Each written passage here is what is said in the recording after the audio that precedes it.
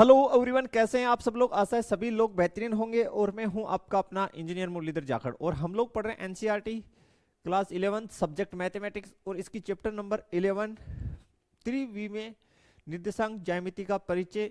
तो इसकी जो विविध प्रश्नावली है उसके एग्जांपल्स हम लोग आज सोल्व करेंगे। तो प्यारे बच्चों, सबसे पहले वीडियो को लाइक और शेयर कर दीजिए। अपना जो एप्लीकेशन है जगदीश साइंस स्कूल बारी के नाम से, जैसा स्लाइड में लिखा है, प्ले स्टोर पे उपलब्ध है। तो वहां से आप एप्लीकेशन डाउनलोड कर सकते हैं। एप्लीकेशन का रेटिंग करना बिल्कुल भी ना भूलें, और एप्लीकेशन को शेयर उससे कर दें अपने फ्रेंड सर्कल में। कक्षा 11 मैथ्स और जो केमिस्ट्री, इनकी जो चैप्टर वाइज कोर्सेज हम लोगों ने आपके लिए डिजाइन किए, ताकि जो भी स्टूडेंट जिस भी चैप्टर का कोर्स ज्वाइन करना चाहे वो कर सकता है। जैसे ही आप इंटरेस्टेड चैप्टर में क्लिक करेंगे, देन आपके व्हाट्सएप पे एक लिंक आएगा, वहां से आप कोर्स ज्वाइन कर लीजिए। और कोर्स बिल्कुल कंप्लीटली, जो कोर्स का प्राइस है वो मात्र ₹1 अभी हमारे द्वारा वर्तमान में रखा गया है। तो जल्दी से आप लोग ज्वाइन कर लीजिए। तो चलिए स्टार्ट करते हैं। आज हम लोग विविध प्रश्नावली का सबसे पहले एग्जांपल नंबर 7 करेंगे। हल जो है उदाहरण नंबर 7 का। हमें बोला गया है कि दर्शाइए ए बी सी डी, ये समांतर चतुर्भुज के शीर्ष हैं परंतु आयत नहीं। देखिए, आयत जो है आयत नहीं है। बेसिकली आयत क्या होता है? आयत समांतर चतुर्भुज ही होता है, लेकिन आयत नहीं है। इसका मतलब देखिए, आयत और समांतर चतुर्भुज में डिफरेंस क्या होता है। समांतर चतुर्भुज में आमने सामने की भुजाएं बराबर होती है, ठीक है। इसका मतलब आयत एक समांतर चतुर्भुज होता है, लेकिन प्रत्येक समांतर चतुर्भुज आयत नहीं होता। क्यों? क्योंकि आयत के अंदर विकीर्ण जो है वो आपस में बराबर होते हैं, जबकि समांतर चतुर्भुज में विकीर्ण आपस में बराबर नहीं होते हैं।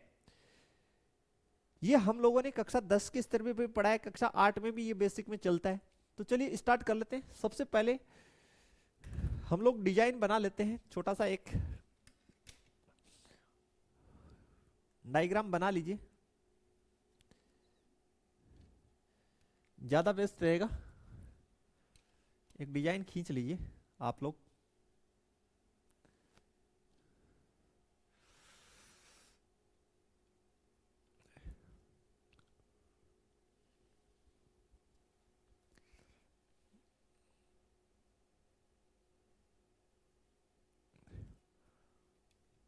और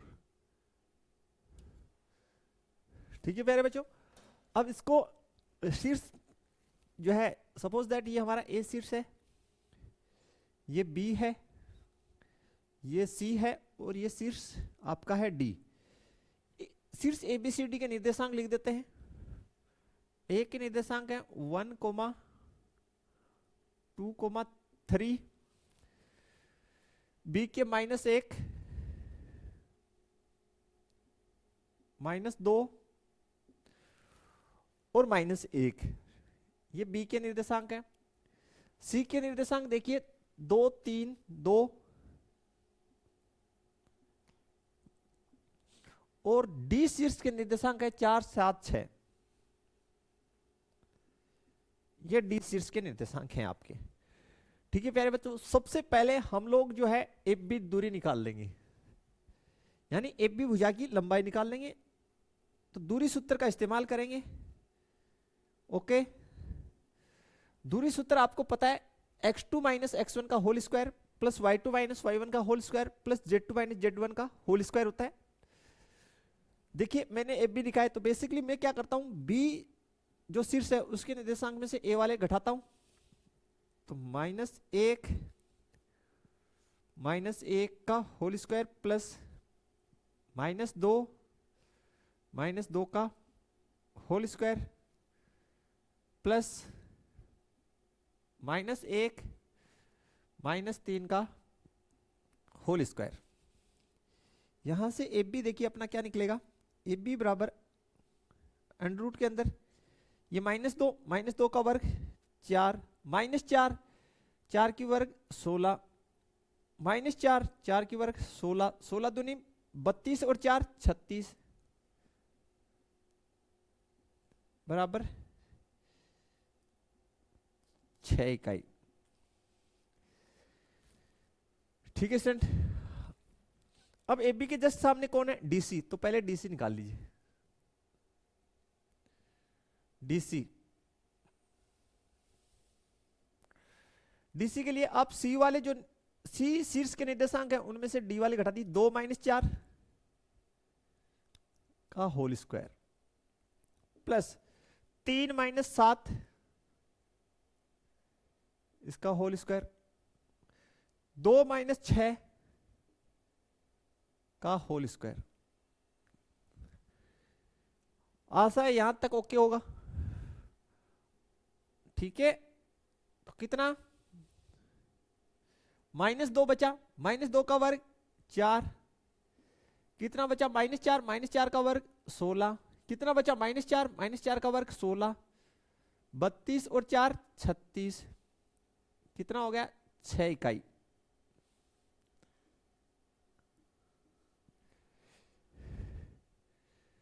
क्लियर हो जाना चाहिए सभी को। ठीक है प्यारे बच्चों, अब आगे बढ़ते हैं, बीसी निकालते हैं। बीसी बराबर √, देखिए बीसी, सी वाले, सी के सी शीर्ष के जो निर्देशांक है उनमें से कौन से घटा दीजिए, बी वाले, तो 2 माइनस, तो ये कितना है, -1, तो ये हो जाएगा +1 का होल स्क्वायर प्लस 3, ये पहले से माइनस का है, 3 + 2 का होल स्क्वायर प्लस 2 -1, तो यहां माइनस चिन्ह है और वो -1 है तो +1 इसकी होल स्क्वायर।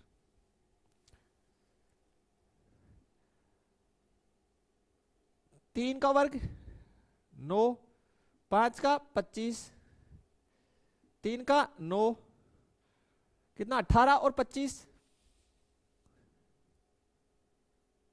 √43 इकाई।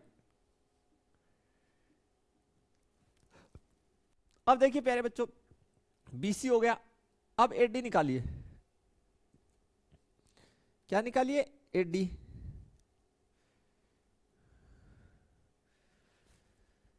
चलिए एडी निकालेंगे तो डी वाले निर्देशांक में से ए वाले घटा दीजिए, तो 4 - 1 का होल स्क्वायर प्लस 7 - 2 का होल स्क्वायर प्लस 6 - 3 का होल स्क्वायर। 4 में से 1 गया, 3, 3 की वर्ग 9,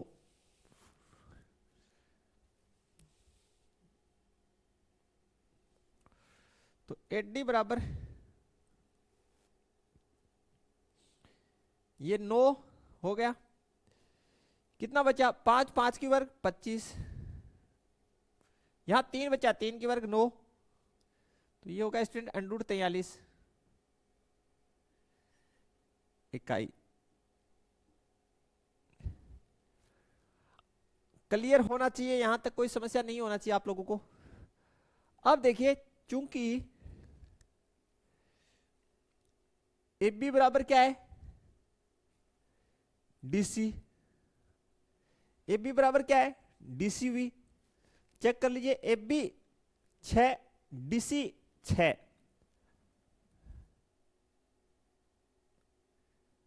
इकाई। फिर बीसी बराबर एडी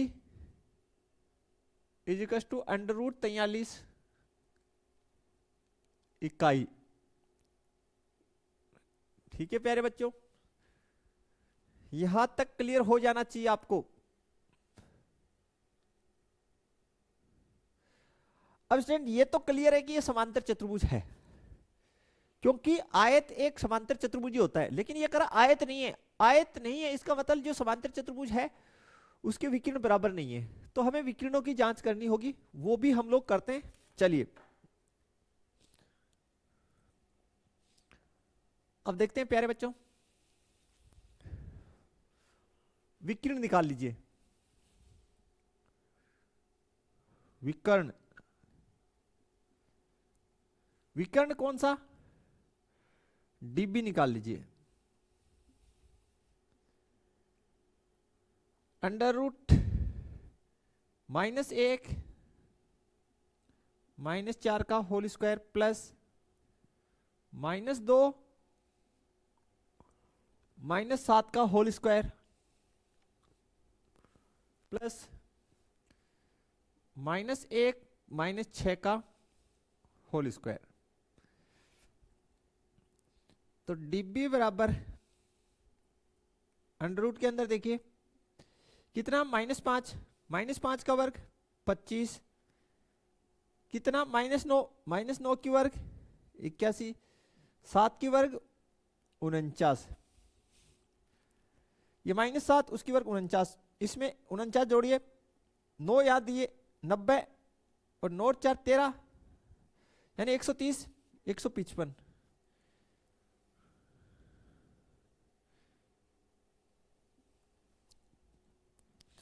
यानी ये 9 इसमें ऐड किए 90, 90 और 40 130 और 25 155। ठीक है, दूसरा जो विकिरण है आपका, एक विकिरण और निकालिए, दूसरा विकिरण ये एसी निकाल लीजिए। AC is equal to under root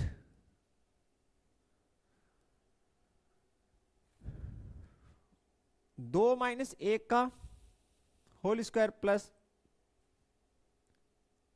3 - 2 का होल स्क्वायर, 2 - 3 का होल स्क्वायर। तो एसी बराबर 2 में से 1 गया 1, 1 की वर्ग 1, 3 में से 2 गया 1, 1 की वर्ग 1, यहां कितना बचा -1 -1 की वर्ग 1, ये हो गया अंडर रूट 3 इकाई। ठीक है, एसी ये वाला हमने निकाला। तो 2 - 1 3 - 2 2 - 3। अब यहां लिख दीजिए चूंकि विकर्ण डिब्बी बराबर नहीं है किसके, विकिरण एसी, इसलिए ए बी सी डी समांतर चतुर्भुज है।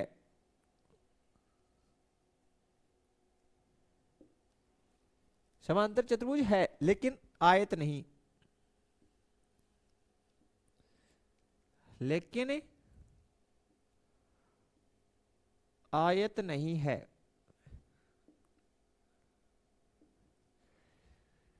ठीक है प्यारे बच्चों, क्लियर हो गया होगा।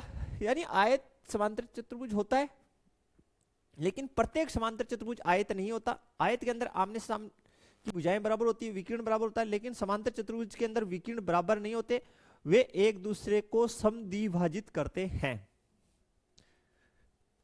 क्लियर? चलिए देखिए क्वेश्चन जो नेक्स्ट है वो हमें बोला गया बिंदु P से बने समुच्चय का समीकरण ज्ञात कीजिए जो इस प्रकार चलता है कि उसकी बिंदुओं A और B से दूरी क्या है, समान है। देखिए प्यारे बच्चों, सपोज दैट हमारे पास ये कोई पॉइंट है P जिसके निर्देशांक में मान लेता हूं x, y, z है।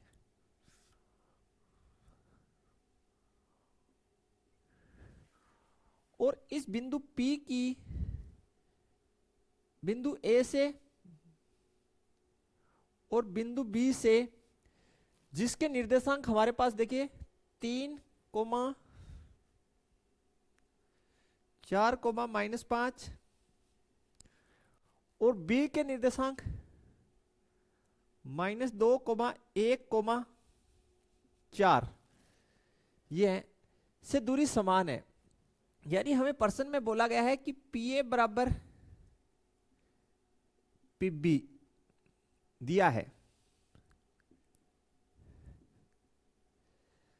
है, दोनों और अगर हम वर्ग कर दें तो P A square is equal to P B square.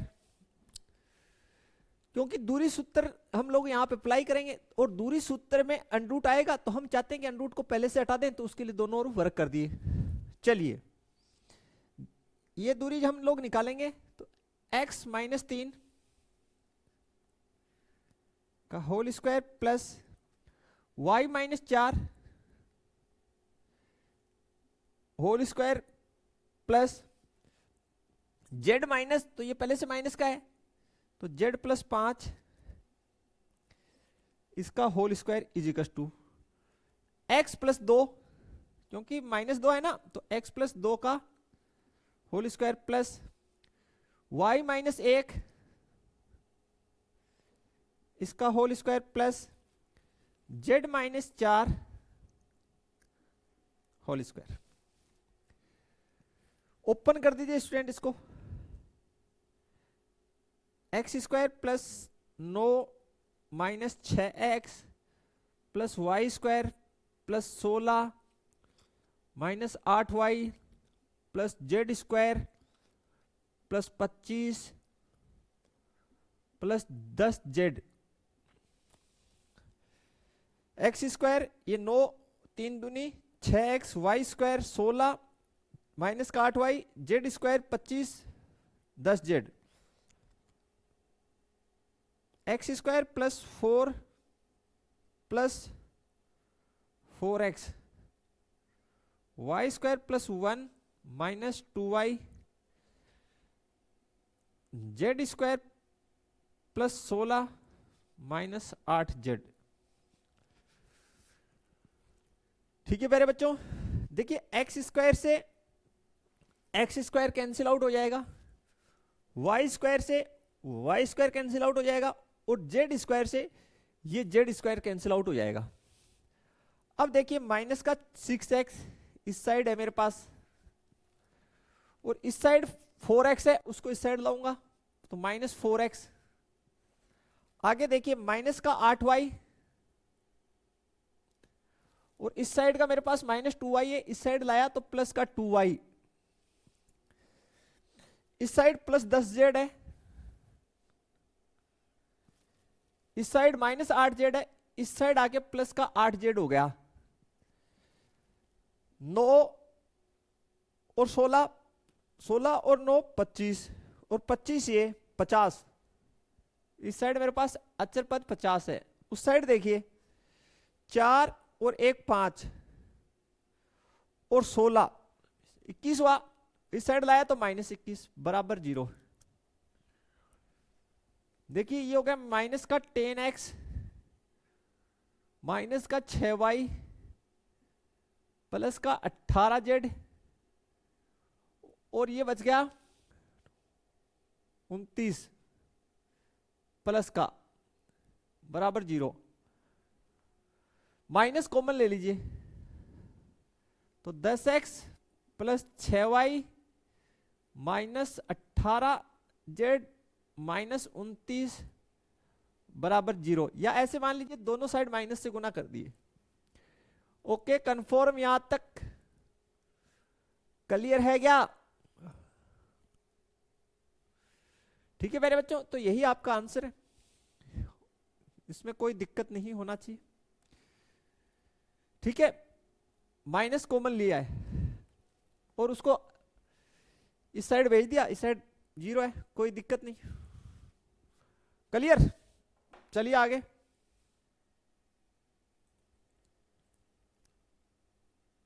देखिए स्टूडेंट, नेक्स्ट क्वेश्चन है, एक त्रिभुज एबीसी का केंद्रक 1,1,1 है, और त्रिभुज जो है उसके ए और बी शीर्ष के निर्देशांक हमें दे रखे हैं, शीर्ष सी के निर्देशांक हमें निकालने हैं। स्टूडेंट काफी सिंपल क्वेश्चन है, हद से ज्यादा, इसमें कोई भी दिक्कत आपको नहीं होगी। बेसिक आपको थोड़ा सा पता होना चाहिए, वो मैं बता देता हूं। देखिए प्यारे बच्चों, बिल्कुल एकदम इजी क्वेश्चन है, बहुत ही ध्यान से आप लोग देख लें, क्वेश्चन चटाक से बना देंगे। ये शीर्ष ए है, ये बी है और ये सी है, यानी त्रिभुज एबीसी। अब त्रिभुज एबीसी की तीनों माध्यिकाएं जिस बिंदु पे एक दूसरे को काटती है उसको हम लोग केंद्रक बोलते हैं। क्या बोलते हैं? केंद्रक। केंद्रक का मतलब है वह बिंदु जिस पे त्रिभुज की तीनों माध्यिकाएं एक दूसरे को काटे, यानी यह है केंद्रक, और जिसको नाम दे दें हम लोग जी। क्लियर प्यारे बच्चों? केंद्रक का मतलब है त्रिभुज की तीनों माध्यिकाएं जिस बिंदु पे एक दूसरे को काटे वो केंद्रक होता है।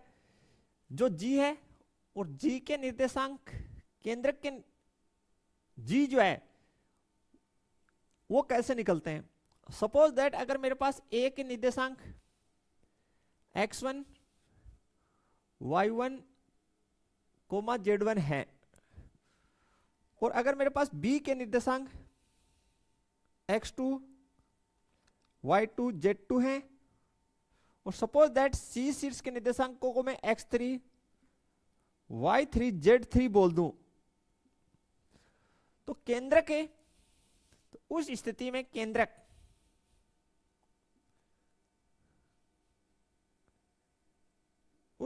केंद्रक के निर्देशांक जो होंगे वो होंगे x1 plus x2 plus x3/3 comma y1 plus y2 plus y3/3 z1 plus z2 plus z3/3। ये मेरे केंद्रक के निर्देशांक होंगे। ठीक है प्यारे बच्चों, अब हमें केंद्रक जो है दिया है, हमें क्या दिया है? दिया है केंद्रक के निर्देशांक हमें दे रखे हैं 1 1 1। ठीक है, ए के निर्देशांक हमें दे रखे 3 -5 और 7। बी के निर्देशांक हमें दे रखे हैं -1 7 -6, और सी के निर्देशांक हमें ज्ञात करने हैं, तो हम इजीली ज्ञात कर सकते हैं। देखिए केंद्रक का निर्देशांक पहला 1 है, यानी ये जो वैल्यू है वो किसके बराबर है? 1 के। अतः x1 plus x2 plus x3/3 ये हमें किसके बराबर दे रखा है? 1 के बराबर दे रखा है। भाई केंद्र के निर्देशांक जनरल वे में तो यही होते हैं, यानी आपका जो जनरल फॉर्मेट है उसमें केंद्र के निर्देशांक ये होते हैं। ये फर्स्ट हमें कितना दे रखा है? 1। इसका मतलब फर्स्ट 1 के बराबर है, सेकंड 1 के बराबर है, और थर्ड भी किसके बराबर है? 1 के। अब x1 की वैल्यू कितनी है? 3। x2 की -1 पुट कर दो, x1 की 3, x2 की -1 प्लस x3/3 बराबर 1, तिरछा गुना कर दो। इस साइड कितना बचा? 2 प्लस x3 बराबर 3, तो यहां से स्टूडेंट x3 बराबर 3 - 2 और x3 बराबर 1 आ गया। कोई डाउट नहीं होना चाहिए। ओके, आगे बढ़िए। फिर ये जो केंद्रक का y निर्देशांक किसके बराबर होगा? इसके बराबर होगा, तो y1 plus y2 plus y3/3 बराबर कितना है? 1। y1 की वैल्यू -5, y2 की वैल्यू 7, y3 3 को इस साइड गुना कर दिए। ओके, कितना बचा? 2 प्लस y3 बराबर 3, तो यहां से क्या हो गया? y3 बराबर 3 - 2 और y3 बराबर 1। अब जो लास्ट वन है वो निकाल लीजिए, Z1 plus Z2 plus Z3 बटे 3, ये भी क्या है, केंद्र का निर्देशांक, और ये भी क्या है, केंद्र का निर्देशांक। यानी केंद्र का जो Z निर्देशांक है वो कैसे निकलेगा, कहने का मतलब वो है कि भाई Z1 plus Z2 plus Z3, यानी तीनों शीर्षों को, जो तीन शीर्ष हैं उनके तीनों के Z के निर्देशांकों को जोड़ दो और 3 का भाग लगा दो। तो केंद्रक का जो है, ये जो केंद्रक है इसके जनरल वे में हम लोग निर्देशांक अगर मान लें x, y, z, तो ये केंद्रक का x निर्देशांक निकलेगा कैसे, इन तीनों को जोड़ के कितने की भाग दोगे, 3 की। तो ये आपको वैल्यूज दे रखी है, यूं मान लो। ठीक है प्यारे बच्चों, इसको ऐसे लिख दो यार, थोड़ा ज्यादा बढ़िया रहेगा। x, इसको y कर दो और इसको किसके बराबर कर दो, z के। तो ये आपको Z1 7, Z2 -6 प्लस Z3 बट्टा 3 बराबर 1, कितना 1 प्लस Z3 बराबर 3, तो Z3 बराबर 3 माइनस 1 बराबर कितना 2। हाँ या ना, क्लियर प्यारे बच्चों। अतः आंसर कितना आ गया, x3 1, y3 1, z3 2 शीर्ष C के निर्देशांक हैं, शीर्ष C के निर्देशांक हैं। तो बस आपको ये बात क्लियर होनी चाहिए कि त्रिभुज के जो तीनों शीर्ष हैं ए बी सी, उनके हमने जनरल वे में ये निर्देशांक मान लिए। केंद्र कैसे निकलेगा, अगर केंद्र के निर्देशांक x, y, z हो तो निकलेगा कैसे, तो x बराबर x1 plus x2 plus x3 बटे 3, तो इस प्रकार से x निर्देशांक निकल जाएगा। y कैसे निकलेगा, y1 plus y2 plus y3 बटे 3, और z निर्देशांक केंद्र का कैसे निकलेगा, Z1 plus Z2 plus Z3 बटे 3, ऐसे करने से ही निकल जाएगा। यही सिंपल वे होता है। Okay clear.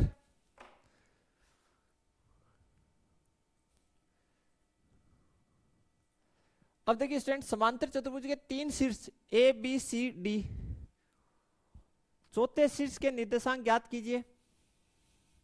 बिल्कुल कर लेंगे, कोई दिक्कत नहीं है। पहले एक समांतर चतुर्भुज बना लेते हैं हम लोग,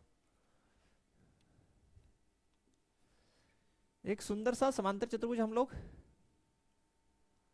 बना लेते हैं। आप लोग भी बना लीजिए साथ साथ में, ठीक है, साथ साथ में बना ले।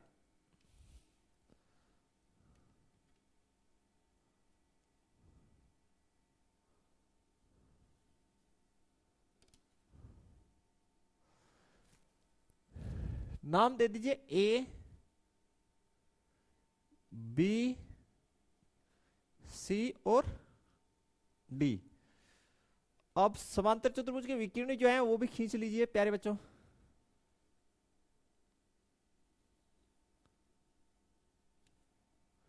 इसके विकर्ण भी आप खींच दीजिए।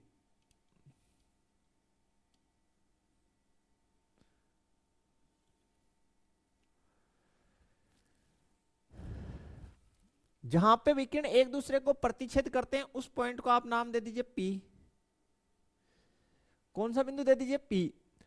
अब समांतर चतुर्भुज की खास बात क्या होती है कि आमने सामने की भुजाएं तो बराबर होती है, लेकिन विकिरणों की विशेषता क्या होती है कि विकिरण एक दूसरे को समद्विभाजित करते हैं। मैं लिख रहा हूं पहले ए के निर्देशांक आपको दे रखे 3, -1, 2, 1, 2 -4, और सी का -1, (1, 2। ठीक है प्यारे बच्चों, क्लियर। और डी बिंदु के निर्देशांक आप मान लीजिए x, y, जेड, यह आपने माना है। अब मैं यहां पे लिख रहा हूं, देखिए बहुत ही अच्छे से, चूंकि समांतर चतुर्भुज के विकर्ण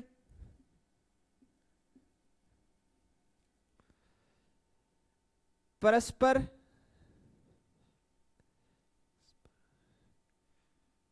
समद्विभाजित करते हैं। यानी जहां पे एक दूसरे को काटते हैं वहां पे क्या करते हैं, समद्विभाजित करते हैं। यस या नो, क्लियर? इसलिए P विकर्ण AC का मध्य बिंदु है।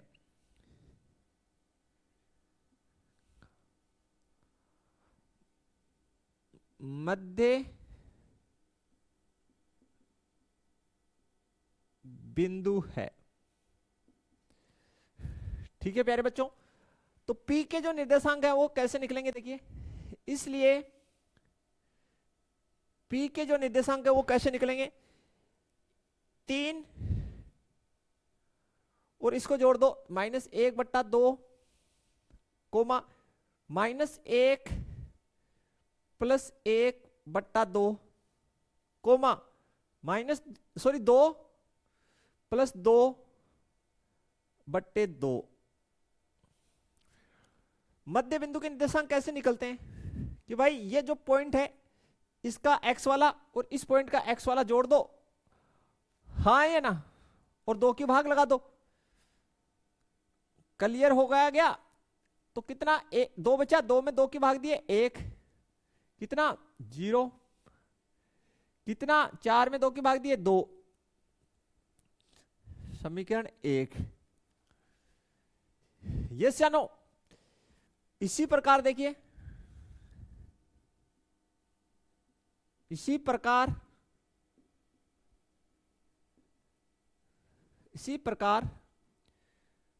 P विकर्ण BD का भी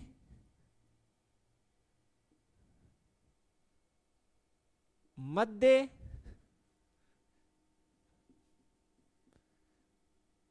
बिंदु है। BD का भी क्या है, मध्य बिंदु।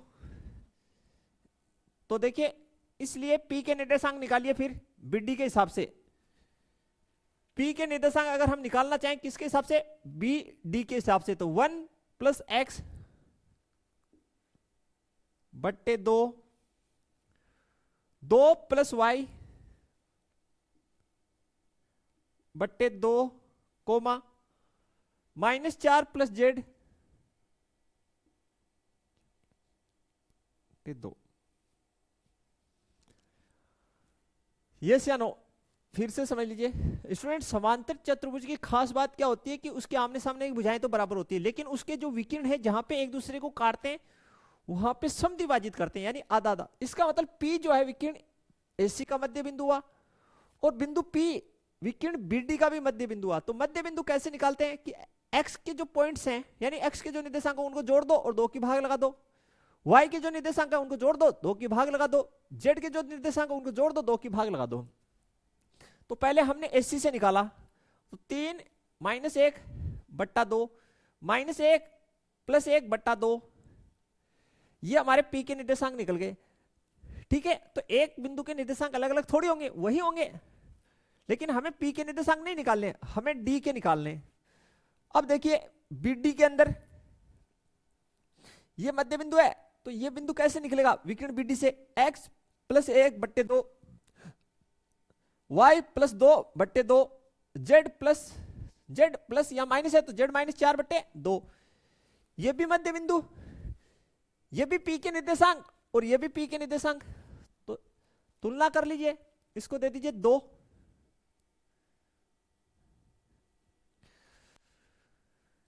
हाँ है ना। तो समीकरण एक वैध समीकरण दो से,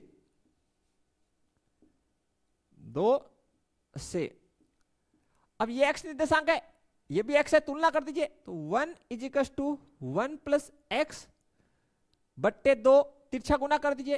तो 2 बराबर 1 प्लस एक्स, और यहां से x बराबर हो गया आपके पास कितना, 1।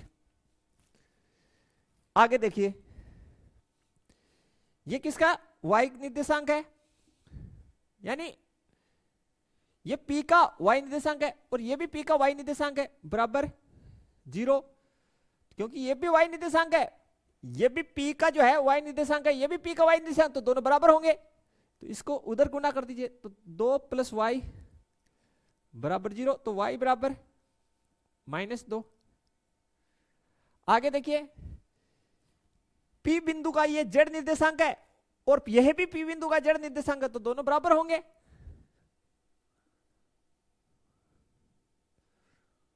दो तिरछा गुना किए तो -4 प्लस z बराबर 4, या z बराबर, ये 4 उस साइड गया तो प्लस का, तो z बराबर कितना, 8। यहां तक कोई समस्या है तो आप बता दीजिए प्यारे बच्चों। और अब लिखिए, इसलिए